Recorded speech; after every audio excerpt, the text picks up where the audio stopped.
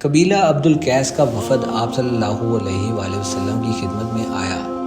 آپ صلی اللہ علیہ وآلہ وسلم نے دریافت فرمایا کہ کون سا وفد ہے یا یہ کون لوگ ہیں؟ انہوں نے کہا کہ ربی خاندان کے لوگ ہیں۔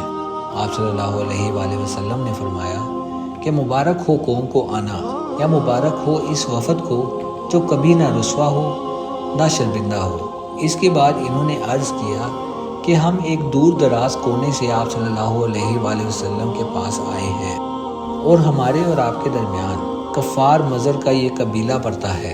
اس کے خوف کی وجہ سے ہم حرمت والے مہینوں کے علاوہ اور ایام میں نہیں آ سکتے، اس لیے ہمیں کوئی ایسی قطعی بات بتلا دیجیے جس کی ہم اپنے پیچھے رہ جانے والے لوگوں کو خبر کر دیں اور اس کی وجہ سے ہم جنت میں داخل ہو سکیں۔ تو آپ صلی اللہ علیہ وآلہ وسلم نے انہیں 4 باتوں کا حکم دیا اور 4 سے روک دیا۔ اول انہیں حکم دیا کہ ایک اللہ پر ایمان لائیں۔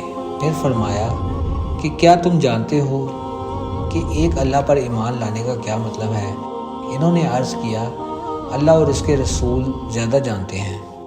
آپ صلی اللہ علیہ وآلہ وسلم نے فرمایا ایک اللہ پر ایمان لانے کا مطلب ہے کہ اس بات کا اقرار کرنا کہ اللہ کے سوا کوئی معبود نہیں، اور یہ کہ محمد صلی اللہ علیہ وآلہ وسلم اللہ کے سچے رسول ہیں، اور نماز قائم کرنا اور زکوٰۃ ادا کرنا اور ماہ رمضان کے روزے رکھنا، اور یہ کہ تم مال غنیمت سے 5واں حصہ ادا کرو، اور 4 چیزوں سے منع فرمایا، دبا، ہنتم اور مزفت کے استعمال سے۔